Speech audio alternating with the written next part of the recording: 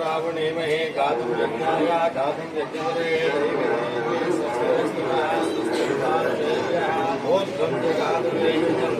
स्तुतिपदे सत्यतिष्पदे ॐ शान्ति शान्ति शान्तिः तस्मै ब्रह्मज ब्रह्मा च आयक्केन्द्रं प्रजां ददः भागधे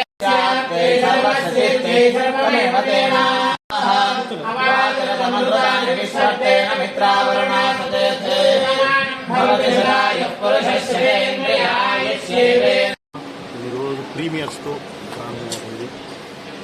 రేపటి నుంచి 12వ తారీఖు నుంచి కంటిన్యూ షోస్తో ప్రారంభమవుతుంది.